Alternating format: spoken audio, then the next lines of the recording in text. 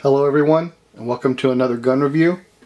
I know it's been a while, but I've been extremely busy lately with my daughter starting high school, and she's on the volleyball team. She had volleyball practices and games, and she got a new travel ball team and softball, and we've been going to college camps now that she's in high school and she wants to play in college, so I just haven't had a lot of time.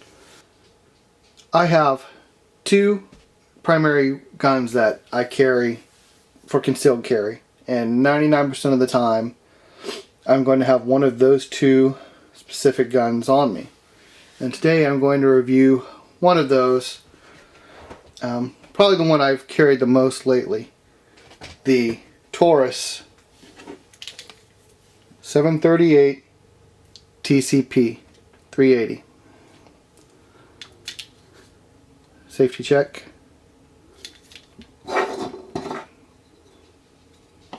Nothing in the gun, nothing in the magazine. Okay, so first for the specs. The weight, 10.2 ounces, very light. The overall length, 5.2 inches. The height, 3.7 inches. Width, 0.87, very thin. And the barrel is 2.8 inches. The TCP is one of the series of pocket pistols that are very popular right now. Most are chambered in 380. And this particular one I chose for a couple of features that we'll get into. What I want to do is go over the gun a little bit, talk about how it handles, and then some of the things I've run into with it, personally with this specific pistol. Like most of the little pocket pistols or mouse guns or belly guns or whatever you want to call them, the TCP has very low profile non-adjustable sights. Now you can see here the front sight here is white. Did not come like that. The sights are just black. I actually used a whiteout pen to on that front sight, just thinking it'd give me a little bit clearer sight picture, but the truth is I never use it. I mean, the firearm is so small and the sight picture is so low that really whenever I shoot this, it's just point and shoot. I don't use the sights at all. So it's not really a necessary thing or something I would even suggest doing if you buy one or you own one. Now, the TCP is modeled after the Kel-Tec 380. And the Ruger is also this style. They're very similar. But I chose the TCP over the other two primarily for two reasons. One, the TCP has a last round hold open, whereas the LCP and the PT380 do not. This is one of the few little pocket 380s that'll actually hold open on last round. So I like that. I like having that last round hold open. So that was one of the things I wanted. The other thing is, compared to the other two primary pocket guns, I think the TCP has a much better trigger. It is a double action only. However, it is a smooth pull on the trigger. There's also no magazine disconnect. As you can see, there's no magazine in, but I can still pull the trigger. It is double action only, and it actually has an internal hammer. So it is a hammer fire. The hammer is internal. It is double action.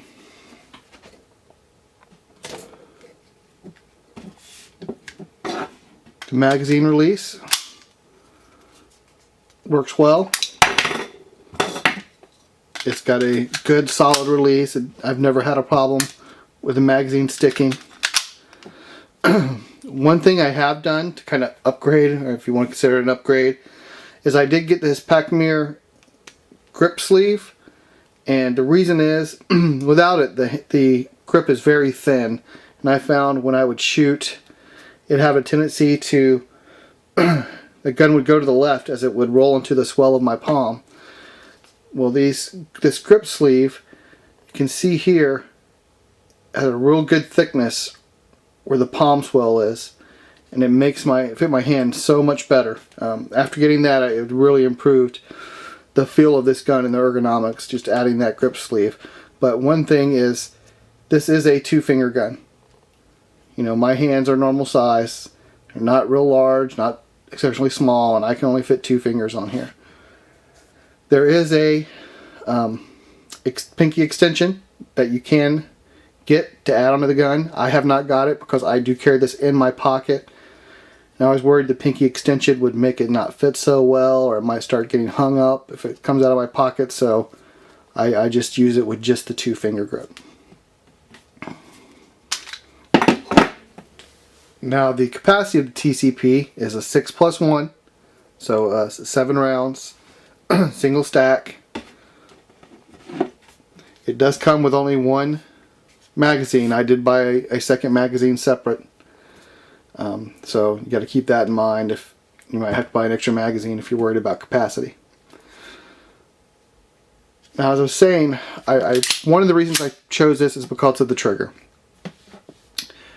The trigger on the LCP, when I tried it, I found it extremely stiff. On the TCP, it is double action. However, it's a very smooth pull all the way till it breaks in the back. And I don't mind double action. You can feel the hammer staging as you get right to where it's going to break. I don't mind double action because when I first started shooting pistols, I actually shot a lot of revolvers. So I was used to the double action feel of a trigger, so that doesn't bother me at all. In fact, I kind of like it really, because as long as that double action trigger is a smooth pull and not grainy, I have no problem with it. Now, one thing to keep in mind is kind of some people consider it an issue. It's not really an issue, it's just the way the pistol is designed. When you're resetting the trigger, the proper reset for this pistol is all the way forward, right?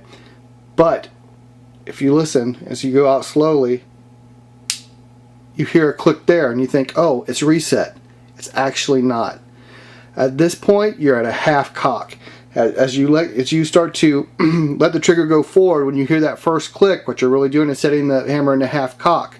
So now if you pull the trigger, it's going to drop the hammer because you're in a half cock position. It may not set off the primer. So there's a good chance, and there's some other videos out there on YouTube you can see about this.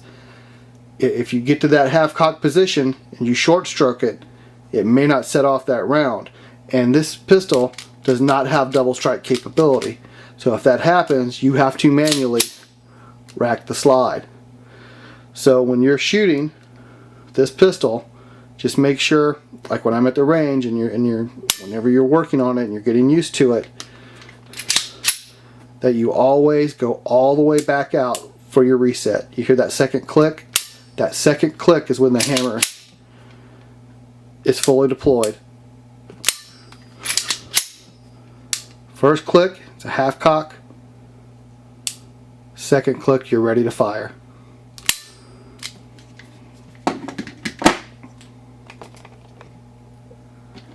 Another issue that I've seen come up from other people who've owned this gun, I haven't had it happen with me, but I've read about it on forums and on Taurus Armed and seen some YouTube videos on it. People have a problem with this pin walking itself out while you're firing.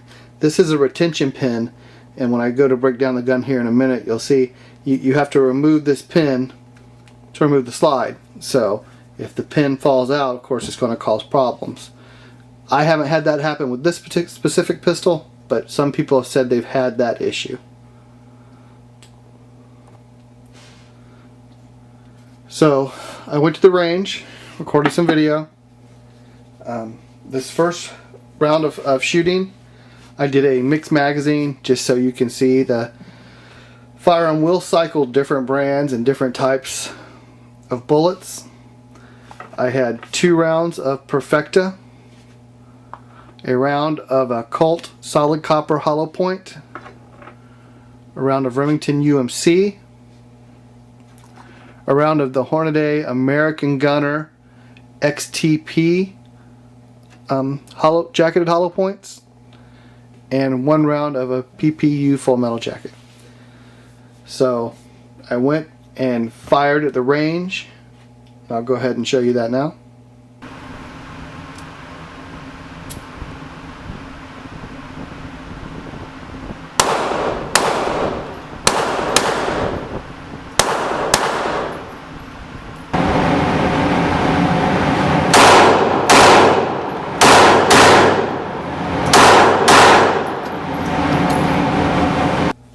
Alright, so I was shooting at 7 yards, which is what I always shoot at when I go to the indoor range.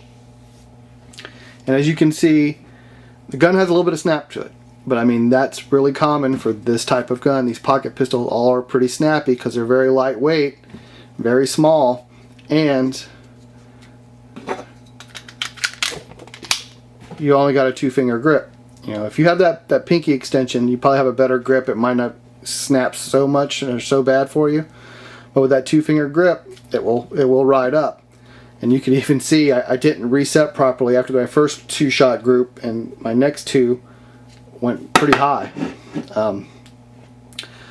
But it's really not that bad. In fact, this is less snappy than some of the other 380s. It's less like the Cobra. It's not a fan of the Cobra 380, but I've shot one and it's got a lot, even more snap than that. It's also not got a very good trigger, but this one isn't so bad. It's not that hard to handle, especially after I added that grip sleeve, which I really felt helped out just on the ergonomics. And as you can see, I didn't have any failures. You know, I didn't have a problem with the trigger reset. I'm used to going out for a full reset, and I don't have a problem cycling any type of ammo I've used in it since I broke it in. I went ahead and did another group, 6 shots, just a regular full metal jacket ammo. I'll show you that.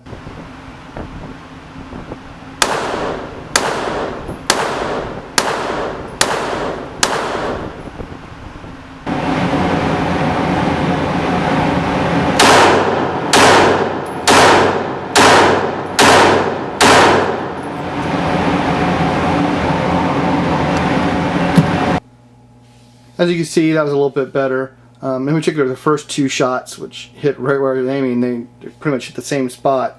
But after those first 2, it started to, you know, get snappy a little bit, and you have to kind of readjust your point of aim. The faster you shoot, the more a little bit of spread you're going to have. But it's a accurate gun. It's going to be as accurate as you are. You know, it shoots straight. It's a very good shooting gun. I've been really happy with its performance. And I've been carrying this pretty much all summer. Whenever I'm like in shorts and a t-shirt, or I'm in like work clothes, this is the pistol I conceal carry. It's very small, it fits in my front pocket, it's very comfortable. If I'm going somewhere and I need to, you know, a meeting or something, I need to leave it in my car, I can leave it in my car. It fits easily in my little console, so easy in and out without having to leave a holster inside my waistband. So this is kind of my summer carry gun when I'm dressed lightly, something like that. It's my preferred carry. So I've been using it a lot here in the summertime as I'm dressing in shorts or a light t-shirt and we're out at the field, stuff like that. So I have carried it quite a bit, and I've been very happy with it. The way it feels, it's really not noticeable. You don't even know you have it sometimes if you just forget that you have it on you. It's so light. It's really been a really comfortable gun to carry. Now with that said, I do want to give you a word of warning, and this is what happened with me when I first purchased the firearm. And it's more the magazines than the gun, I believe. When I first got it, I would shoot, go to the range, go to empty some magazines, and on the very last round, the round would not go fully into battery, right? So what would happen is, on that last round, the slide would come forward, it would start to push the round into the chamber, and it would stop slightly open. And I'd have to slap the back of the slide to get it to go fully into battery. In fact, I got a photo of what that looked like. So that's what happened like the first 3 times I went and fired the gun at the range. I was going, I go to the range weekly, and it was happening every time on the last round in the magazine. It was always the last round and only the last round. So I was thinking, well, maybe, the gun's very small, and I use a thumbs forward grip. Maybe I had my finger on the slide. So I started shooting one-handed, and it would still happen. So it wasn't that. And I started looking online, and there's several videos about how the magazine release, and when I break this apart, I'll show you the slide release piece that sticks back to hold the slide open. Some people were saying it was so long that when the magazine would come up, the bullet would actually hit that, and that would cause the slide to slow down, or to give it enough force that it wouldn't close all the way. And there's some suggestions of filing that down some. And then some people would say, well, polish the springs, feed ramps and things like that. But honestly, what happened, what I did, is I simply loaded the magazine, fully loaded them in between each range visit, and I would let it sit for a week fully loaded. And I did that, and on the 4th time I went to the range, I no longer had that problem.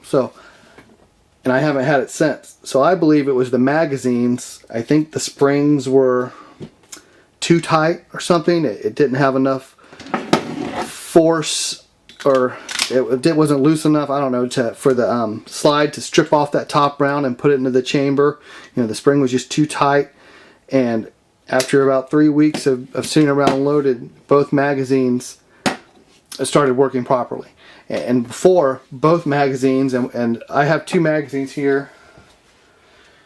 Here's the other one. It's like they said, that this is like my daily carry. It is loaded right now, so I have it sitting to the side. But this is the one that actually came with a gun. I don't know if you can read that, but it says made in Brazil. And this is the one I ordered. It is a factory magazine, but this one was made in the USA. But both magazines had the exact same problem. Both of them, the very last round would not go in the chamber. And at the same time, I got the magazines, when I got the gun, I got them all at the same time. After 3 weeks, they were broken in, and I haven't had a problem since. That has not happened. Since those broke in, I have not had a failure to feed, or any kind of failure to eject, or any kind of failure with this pistol. And I've put about 620 rounds through it right now. Mostly full metal jacket and like a box of hollow points. It's just testing it out.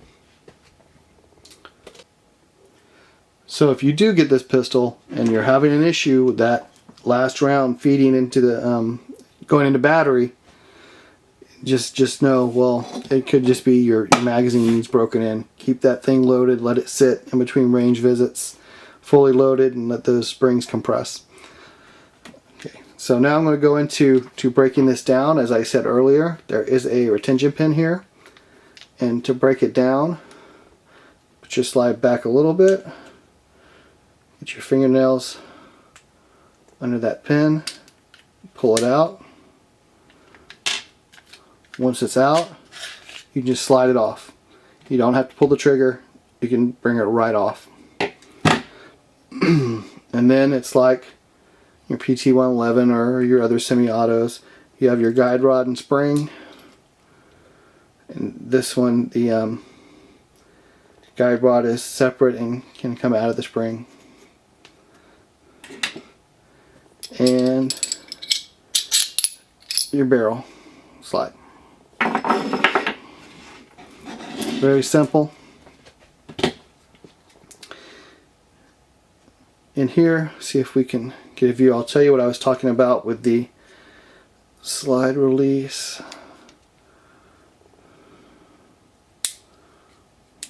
I don't know if I can get it into focus.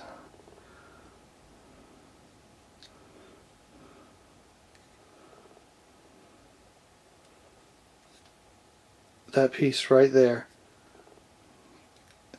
that is your slide release. And some people were saying that it has been too long sometimes from the factory, and when you load that round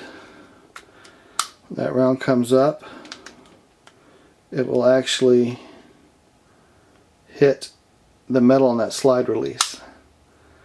Now, I did take a file when I was having those issues and file it down slightly, but that was right after the first time I went to the range, and it was still happening for several weeks. So I really don't think that's what the issue was. The issue was definitely with the magazines.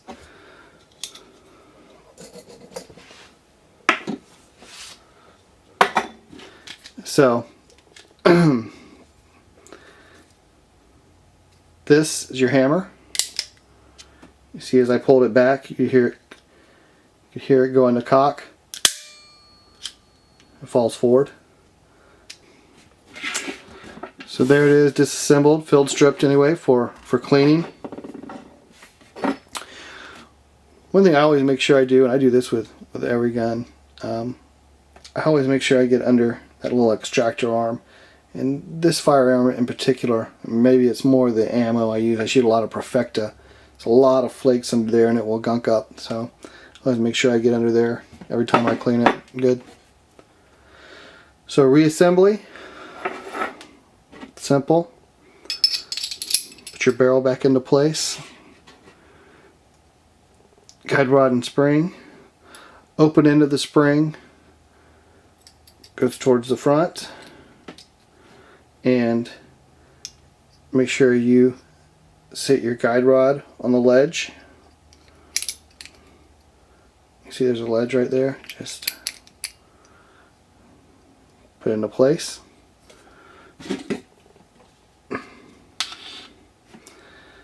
It's got the, make sure you put the slide on the rails.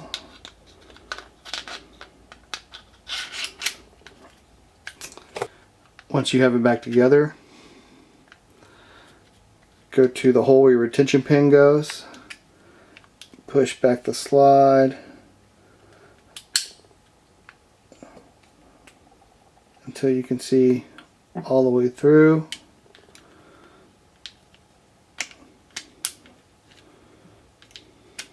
Push down and in. It's back together.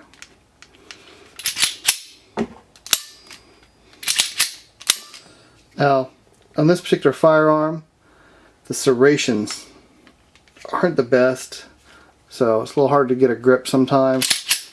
But when I first got it, it was pretty tough to rack the slide, but it broke in nicely, and now it's no problem at all. So there you have it. You know, this is a TCP Taurus 380 little pocket pistol. I like it. I like it a lot. It's like I said, one of the two guns that I always have one of those two on me, 99% of the time anyway, and this one is probably the most carried. And one thing I will say, and this is about 380s in general, some people don't like the caliber. They don't think that it's powerful enough. But if you go look at the ammo reviews, it's more has to do with what ammo you're using, and all the reviews say that using these little pocket pistols, the short-barreled 380s, the best type of ammo to use are the XTP rounds. And I use the Hornady American Gunner XTPs. Hornady is not the only company that makes XTP rounds. Fiocchi, like the Extrema, are XTPs as well. And really what the XTP means, if you didn't know, is that the rounds, the hollow points, have these small serrations. I think you can see it there. And what that does is it makes it easier on impact for the hollow point to expand. And also the XTPs, the thickness of the jacket around the hollow point varies from the base to the tip. It gets thinner as it goes up, and again, that's to help with it to open up and expand, blossom open like a flower, or when it hits its target. So these XTP rounds, if you're using a 380, I would suggest using an XTP type bullet.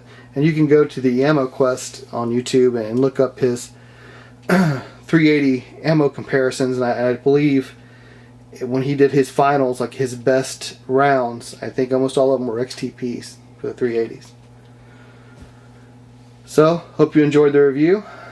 Any questions, let me know. Put them down in the comments below. You can email me, whatever you want to do. And stay armed, stay safe.